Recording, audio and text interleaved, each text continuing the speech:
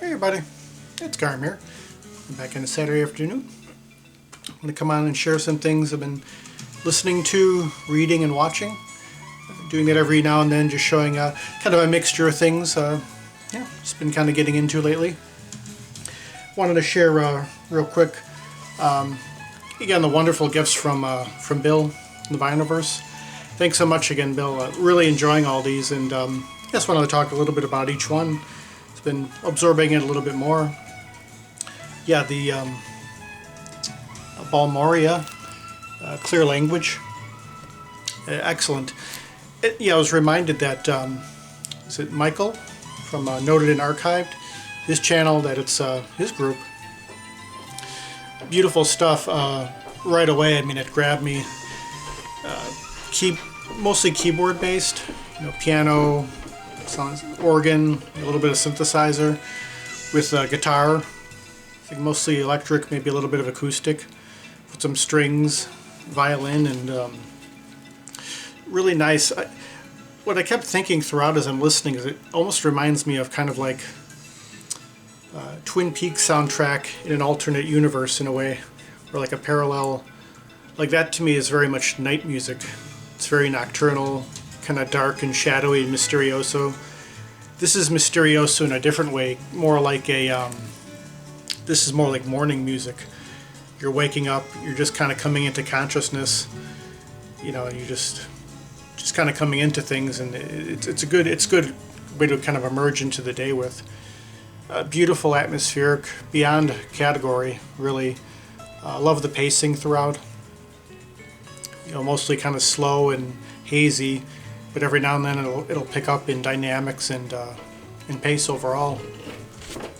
Really that kind of thing that's in between styles, and which I always appreciate. Really don't know how to define it. Makes me think a little bit of I can't think of the title now, of a Robin Guthrie, Harold Budd collaboration that they did. It kind of has that feel to it. Just beautiful stuff, and enjoying it very much. So yeah, definitely recommend this. I see a lot of glare there, but Bal Moria, Clear Language, especially like the final cut, First Light, which really was kind of like the whole album sounds like, the first light of the day, just as you're emerging into things. Yeah, this one, the Anna von Hauswolf, All Thoughts Fly, which is speaking of really nice titles before, just like the feeling of that, All Thoughts Fly.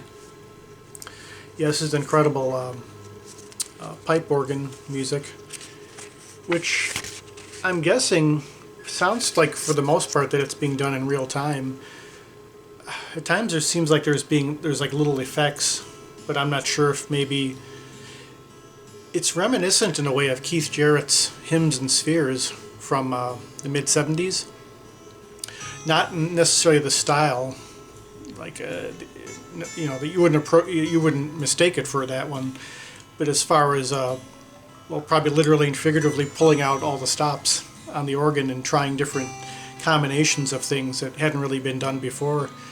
Certain timbres that almost sound like whistles, voicings, very ghostly at times. Things you wouldn't associate with a pipe organ, where you could almost mistake it for a synthesizer, which is kind of like that on Keith Jarrett's album, Hymns and Spheres. Just beautiful, working in certain areas of repetition, but never to the point where it gets monotonous, but just kind of getting inside of like a kernel of a sound, working with that, and then seeing how that fleshes out. It really is like the cover in a sense, almost like this part is almost like you're going into a cave of kinds, where the light is kind of shifting little by throughout, a little almost like a prism as you're walking through it. So there's a lot of variety there overall, and sounds like it's, for the most part, maybe like a structured improvisation. A nice mixture of composition and improvisation is what it sounds like, but just beautiful. If you like, that kind of dark gothic, but again, not cliched pipe organ music. Definitely recommend this. Something very different and very appealing. So yeah, Anna von Hauswolf, All Thoughts Fly. It's been wonderful. And I think I have it in the pile here. Oh yeah. And of course Genesis, the for two grand pianos. Yeah, this is just as good as I thought it was going to be. Sometimes when you have instrumental renditions of vocal music or popular music, it can go either way as far as maybe sounding like a bit of a novelty, or it could sound just right. And the way they approach it is just right on here. Kind of there's a classicism to it. Right away you know what you're hearing, and you could actually hear where the instruments would normally come in on the original songs, where the turns are taken, the dynamics would swell, and you could just hear where the changes are, and it brings you right back to those original songs. But yet it's very much their own thing. And during the middle passages of a lot of the tunes, you kind of forget you're hearing Genesis, and you think you're hearing just a couple of classical pianists playing, a piece from the 18th century, and then it goes back into the song, and it's just, but it's very fresh. It manages to be very fresh, and yeah, whether you're a fan of the group or you like classical piano, it's very much recommended. If you read this here, an awful lot of glare. Take it out of the case, but it's Steve Hackett wrote a nice statement there for the group here. So thank you, Bill, for these very, very enjoyable and yeah, and, getting into them all week. Yeah, Genesis for two grand pianos. I'm sure a few other CDs have been spinning. Some older, some a little bit newer. One I've had for quite a few years now. Real nice collaboration between Caitlin Aurelia Smith and Suzanne Ciani. Two generations of synthesists who both happened to live in the same town, Bolinas, California, and found each other in really kind of marking, here's Suzanne down here, marking her return to it was kind of older synthesizer-based music. There's Caitlin up top there. Beautiful. They really play as one instrument, both playing the Buchla synthesizer, among other things. At times abstract, kind of like the setting that they were recording in. It does have the kind of an oceanic feel, even like the sounds of waves, which really incorporated into the sound of the actual synthesizers. Very expansive, sequencer based, but not really in like the Berlin school sense, but they're kind of feeling their way through, but really again playing as one instrument. Really very intuitive and just beautiful example of early electronic analog music being created now. So it's really newer and older in a sense. But and I recommend looking into.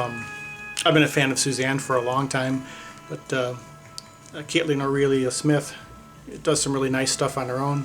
I have one of her solo albums where she sings and plays multiple instruments. Really a nice kind of newer artist that's around now. Very much recommend for something different. That's been great. It's an old favorite of many years. Had this since the mid-90s. I meant to show this on my Empty Bottle video because it really tied in. Getting Away with Murder. Tom Bruno and Sabir Mateen. Tom Bruno and Sabir. Saxophone drum duets in Grand Central Station. On location, basically street performing. They'd done this for years. And it's really neat listening on headphones because you could also hear the announcers, them announcing like the stop-offs and everything, and the crowd, and you could hear people passing by and talking, and just picks up everything. A real nice snapshot of that day in 1995, February of 95, between 12:48 and 1:33 p.m. in Grand Central Station. Very raw, improvised. If you like saxophone drum duets, very much recommended checking this one out. Getting Away with Murder. Revisiting, actually I've been listening to this quite a bit since I've received it. It's a gift from Anthony Ferraro. Steve Hackett, Under a Mediterranean Sky. Just beautiful. I'd say this is my favorite of his since Bay of Kings. It's an album from the early 80s, which is him on acoustic guitar. His brother was playing flute, also playing on this, and lots of keyboards. And on here, the keyboards, they sound like an actual orchestra at first. But it's actually, I believe it's all keyboards, very modern keyboards, like sampling, but just absolutely gorgeous. Starts off very cinematic and very kind of active, with kind of orchestral, kind of banging and crashing right in, and then the rest of the album, for the most part, is fairly subdued. Very much captures, what you would expect in this area. And I was listening to this while we were under, 18 inches of snow and 20 degrees, and it was really a nice. It really captures, a totally different place. It really just sounds like it could have been done any time in the last 60 years. Imagining like an orchestra with his guitar, which is very Spanish, Spanish infused, very flamenco. You hear a lot of different styles, some Middle East. He also plays the oud on here. But it's very, very beautiful, very spacious, very earthy and organic, but also again brings you right to that place. Yeah, I think Bill was saying in his comment, Vinyl Verse, you could actually smell, taste the sea salt in the air in that, on the island, and you do feel that way. Yeah, very, very, very evocative. Yeah, just gorgeous. And just for his guitar playing alone, which is a lot of long passages of him just playing solo, unaccompanied. It's just beautiful. And yeah, if you only know him from Genesis and a few side projects, this is something totally different that even I hadn't heard. And again, Bay of Kings is probably the closest I've heard him do to this approach. But I guess he's been doing all kinds of things for years. Very, very prolific artist. So thank you, Anthony, if you're watching this once again. Just beautiful. And yeah, a few more. This came out recently, which I've been awaiting very much. Sadly, now the late Pauline Anastrom. I think she passed just a few months ago. Before this was, I had learned a while back this was being issued. Her first new music in about 30 years. Here's her hand. And various synthesizers. She'd recorded several albums in the 80s, kind of small private press, stuff that came out on cassette. Inspired by the earlier electronic artists, but very much her own style. And on here it sort of sounds like she picks up where she took up from the 80s. Although I think there's a little more diversity here as far as her approach. Each song is really kind of like a little vignette, kind of like a snapshot of maybe an area of music she was working on at the period. Sometimes it's sequencer based, sometimes it sounds like a gamelan orchestra, but kind of pared down. And there's also these long, kind of drawn out synth washes. Again, very kind of organic, and the theme here is a lot of like the forest, tropical rainforest, temple gardens at midnight, tropical convergence. To me, this is more aquatic sounding, I find. At least to my, it sounds that way. You feel yourself in various bodies of water, just kind of floating, and you're seeing everything from the water's perspective, up above and occasionally below. But each song has kind of like a different, illustrates a different aspect of that. Just gorgeous, and yeah, it's or for a final recorded statement, I mean, this is a very powerful one. Angel, Tears, and Sunlight. Pauline Anastrom, or Strom. I was looking forward to this. Actually, Beth had mentioned this, and I didn't even know this was coming out. John Carpenter's Lost Themes 3. Still have to absorb this a little more. If you know the first couple, it does have that kind of, almost kind of a campy quality of like the horror films, and of course he directed and scored his own films. This one is probably a little bit tighter and more focused, I find, just from what I've heard so far, and maybe a little bit more genuinely not scary, but maybe not as campy, just a little bit more focused and rhythmic and atmospheric, but everything just has a tighter feel to it. It's and maybe cleaner overall, the production.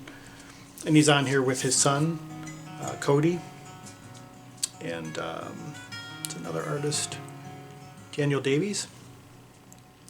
But yeah, very, very nice. If you like the first two, I think I like this one even a little bit more. Yeah, John Carpenter's Lost Themes 3. Available on vinyl too, if you're looking for that. And Jeff Greinke, Other Weather, did a pretty well-known album, at least within this kind of music, electronic and ambient, called Cities in Fog. This is more of a kind of a chamber approach, more acoustically oriented. I think that was pure synthesizer.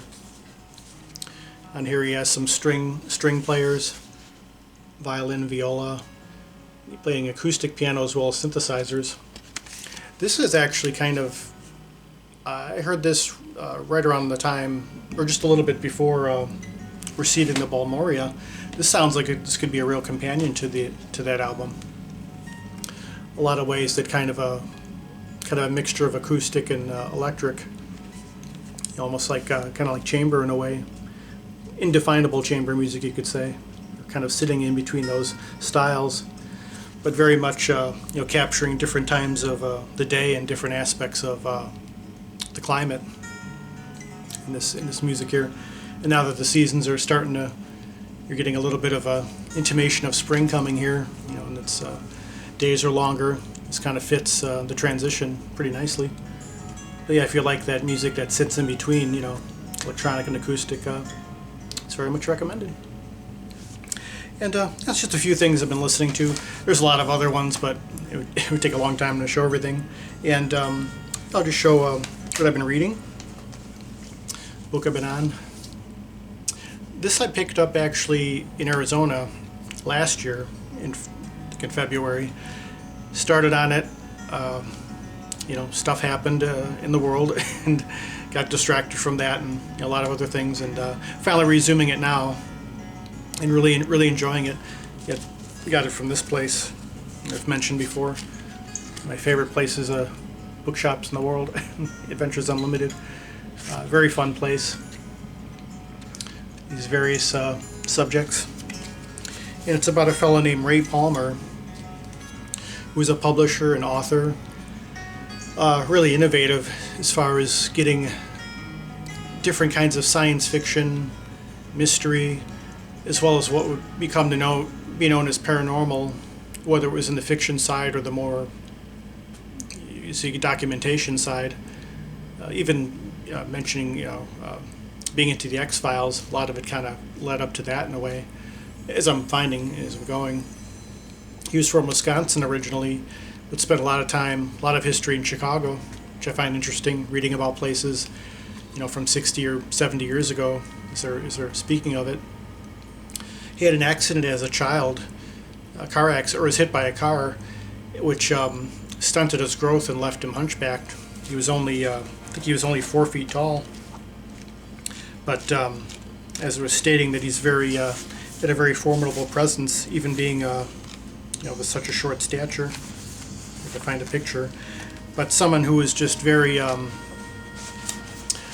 just had a restless curiosity and imagination, and was always looking for that in other people, talent and vision in other people, and wanting to promote them and kind of get their stories out there, whether one believed it or not. Here's a picture of him there.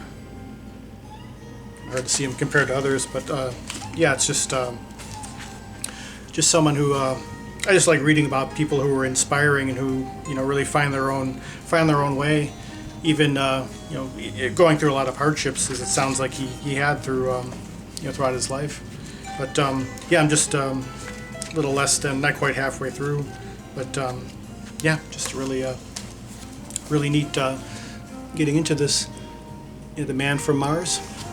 Yeah, Ray Palmer's Amazing Pulp Journey.